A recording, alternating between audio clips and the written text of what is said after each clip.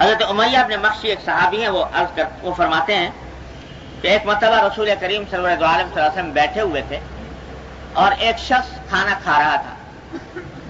حضور نہیں کھا رہے تھے، کوئی اور بیٹھا ہوا کھا رہا تھا. حضور اقدس صلی اللہ علیہ وسلم تشریف فرماتے تو اس نے بغیر اللہ کا نام لیے ہوئے کھانا شروع کر دیا، یہاں تک کہ کھانے میں سارا کھا گیا اور ایک لقمہ باقی رہ گیا.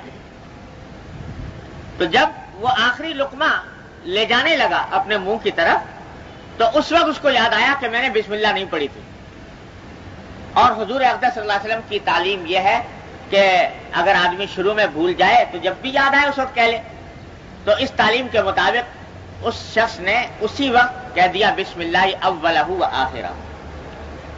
جب اس نے بسم اللہ اولہ و آخرہ کہا تو صحابی فرماتے ہیں کہ حضور اقدس صلی اللہ علیہ وسلم ہنسنے لگے اس کو دیکھ کر، اور فرمایا کہ دیکھو عجیب واقعہ پیش آیا کہ جس وقت یہ کھانا کھا رہا تھا تو شیطان بھی اس کے ساتھ کھا رہا تھا. ما زال الشیطان یاکل معہ، شیطان بھی اس کے ساتھ کھا رہا تھا کھانا. جب اس نے اللہ کا نام لیا اور بسم اللہ اولہ و آخرہ کہا تو جو کچھ کھایا تھا اس نے قے کر دی. استقاء ما فی بطنی، جو کچھ پیٹ میں تھا اس کے الٹ دیا. یعنی پہلے تو اس کو کھانے کی گنجائش مل گئی تھی اور جب اس نے بسم اللہ اولہ و آخرہ کہہ دیا تو اس کے کہنے کے بعد اس نے قے کر دی اور اب اس کھانے میں جو اس کا حصہ تھا وہ ختم ہو گیا اس ایک چھوٹے سے جملے کی وجہ سے. اس واسطے حضرت صلی اللہ علیہ وسلم نے گویا اس منظر کو گویا آنکھوں سے دیکھ کر اس پر تبسم فرمایا اور ہنسی، آپ کو ہنسی آ گئی.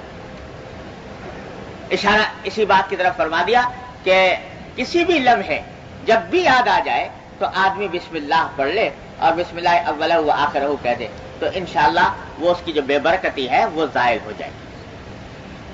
یہ ساری احادیث بنیادی طور پر جتنی ہم نے پڑھی ابھی وہ ایک حکم بتا رہی ہیں کہ کھانا کھانے سے پہلے اللہ جل جلالہ کا نام لو، بسم اللہ الرحمن الرحیم پڑھو، اللہ کا نام لے کر کھانا شروع کرو. اس سے برکت پیدا ہوگی کھانے کے اندر، اس سے کھانے کے اندر نور پیدا ہوگا. اور کہنے کو تو یہ ایک چھوٹی سی بات ہے کہ بھائی بسم اللہ الرحمن الرحیم کہہ کر کھانا شروع کر دیا یا بسم اللہ الرحمن الرحیم کہہ کر گھر میں داخل ہوئے، معمولی سی بات ہے، چھوٹی سی.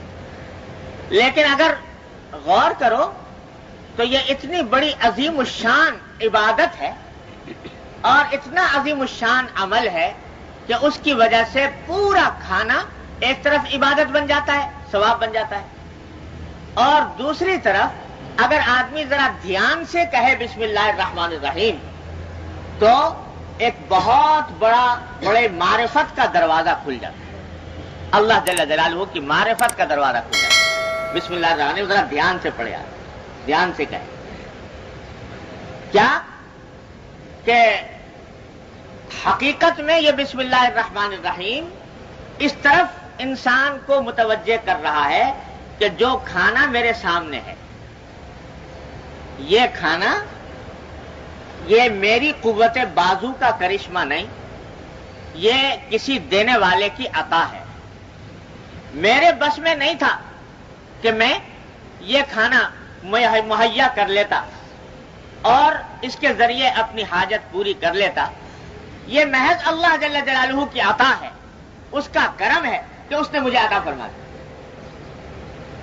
در حقیقت اس بسم اللہ الرحمن الرحیم سے توجہ دلانی اس بات کی طرف منظور ہے کہ ذرا دیکھو تو صحیح کہ یہ نوالا جو تم کھا رہے ہو، ایک نوالا جو تم نے منہ میں رکھا اور ایک سیکنڈ میں حلق سے اتار لیا، اس کو تمہارے منہ تک پہنچانے کے لیے کائنات کی کتنی قوتیں صرف ہوئیں جن کو اللہ تبارک و تعالیٰ نے تمہاری خدمت کے لیے لگایا. ذرا سوچو تو صحیح. آپ کہو کہ صاحب کیا مشکل تھا، پیسے تھے ہمارے پاس، پیسے سے خرید لائے کھانا. اول تو سوچو کہ پیسہ بھی کہاں سے آیا، کس نے دیا، وہ کس کی عطا ہے، وہ پیسہ دینے والا کون ہے. دوسرے اگر پیسہ ہوتا بھی تو یاد رکھو بہت پیسے والے ہوتے ہیں لیکن ضروری نہیں کہ اس پیسے سے ہمیشہ اپنے من پسند, اپنے طبیعت کے مطابق کھانا مل جائے. کتنے انسان ہیں جو پیسے جیب میں ڈالے پھرتے ہیں اور مطلب کے مطابق چیز نہیں ملتی, مہیا نہیں ہوتی. کتنے واقعات, خاص طور سے سفر کے اندر بہت انسان جب دوسری جگہ جاتا ہے تو بے شمار واقعات ایسے پیش آتے ہیں کہ پیسے موجود ہیں اور زیادہ سے زیادہ رقم خرچ کرنے کو انسان تیار ہے, لیکن کھانا مطلب کا نہیں مل رہا.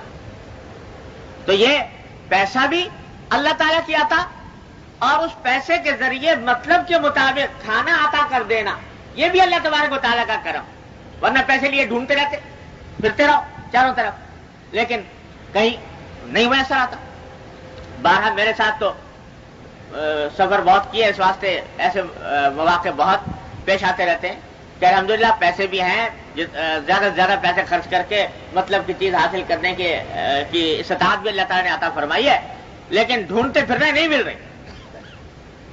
تو پیسہ اس کی عطا, اس پیسے کے ذریعے یہ کھانا اس کی عطا, اور اس کھانا جو تم نے ایک نوالا لے کر اپنے حلق کے اندر اتار لیا ہے ایک لمحے کے اندر, ذرا سوچو یہ روٹی کا ایک ٹکڑا, ایک روٹی کا ٹکڑا, ذرا سوچو کہ یہ کس طرح تم تک پہنچا.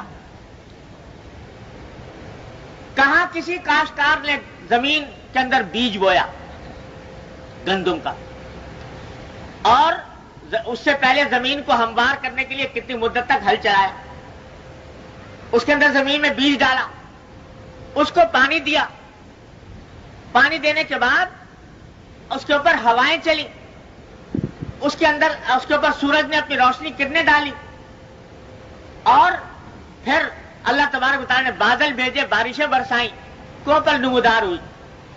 یہ کوپل چھوٹی سی, جو کسی بھی پودے کی جو کوپل ہوتی ہے بیج سے نکلتی ہے, اس کو دیکھو تو اتنی کمزور, قرآن کریم کے اندر نے ایک جگہ پر اس کی طرف اشارہ فرمایا کہ اتنی کمزور ہے کہ اگر ایک معمولی سا بچہ بھی اپنی انگلی لگا دے, انگلی سے اس کو دبا دے تو مسلی جائے, اتنی کمزور. لیکن زمین جیسی سخت چیز کا پیٹ پھاڑ کر نمودار ہو رہی ہے, زمین کے اندر شگاف کر کے نمودار ہو رہی ہے. اس کوپل کو ذرا دیکھو تو کسی بھی سخت چیز کے ساتھ ملا کر دیکھو کہ اس کے پار جا سکتی ہے, اس کے اندر اتنی طاقت ہے کہ اس کو چھید کر دے اس میں, لیکن زمین جیسی سخت چیز کے اندر چھید کر کے نکل رہی ہے. اللہ تبارک و تعالیٰ کی قدرت کاملہ کا کرشمہ. وہ کوپل, پھر کوپل سے پودا بنا, پودے سے درخت بنا, اور اس کے اوپر خوشے نمودار ہوئے, اس کے اوپر پھل آیا. پھر کتنے انسان اس کے توڑنے کے اندر شریک ہوئے, کتنے انسان, کتنے جانور, کتنوں نے اس کو روندا, اس میں سے بھوسا الگ کیا.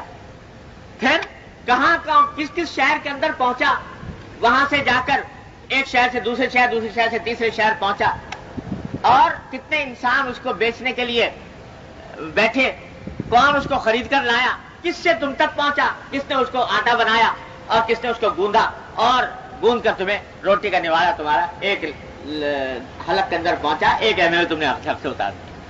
تمہارے بس میں تھا کہ یہ ساری کائنات کی قوتوں کو جمع کر کے اور یہ نوالا حلق سے اتار لیتے. تمہاری قوت میں تھا کہ آسمان سے بارش برساتے, تمہاری قوت میں تھا کہ سورج سے کرنیں اس کو پہنچتی, تمہارے بس میں تھا کہ یہ کوپل اس کو نکلتی زمین کے اندر سے. قرآن کریم فرماتا ہے کہ افرأیتم ما تحرثون اانتم تزرعونہ ام نحن الزارعون. ذرا غور تو کرو, جو چیز تم زمین کے اندر ڈالتے ہو تو کیا تم اگاتے ہو اس کو یا ہم ہیں اگانے والے. افرأیتم ما تحرثون اانتم تزرعونہ ام نحن الزارعون. یہ اس پر غور کرو کہ یہ کہاں سے آ گئی ہے تمہارے پاس. کتنے ہی پیسے خرچ کر لیتے, کتنے ہی وسائل خرچ کر لیتے, یہ کام تمہارے بس میں نہیں تھا, یہ اللہ تبارک و تعالیٰ کیا تھا. تو جب یہ کہا جا رہا ہے کہ بسم اللہ الرحمن الرحیم پڑھ کر کھاؤ, تو یہ اس بات کی طرف توجہ دلائی جا رہی ہے کہ ذرا سا اس نعمت پر غور کر لو کہ اللہ جل جلالہ نے کس طریقے سے یہ لقمہ تم تک پہنچایا ہے. ذرا سا دھیان کر لو. اس دھیان کے ساتھ جب کھاؤ گے اور اس استحزار کے ساتھ کھاؤ گے کہ اللہ تبارک و تعالیٰ کی عطا ہے، اس کا فضل ہے، اس کا کرم ہے، تو وہ سارا کھانا اللہ تبارک و تعالیٰ تمہارے لیے عبادت بنا دے گا۔ ہمارے حضرت ڈاکٹر صاحب قدس اللہ علیہ اللہ تعالیٰ ان کے درجات بلند فرمائے، وہ فرمایا کرتے تھے کہ بھائی دین جو ہے در حقیقت، بڑی پیاری بات فرما دیتے ہیں، تمہارے دین در حقیقت زاویہ نظر کی تبدیلی کا نام،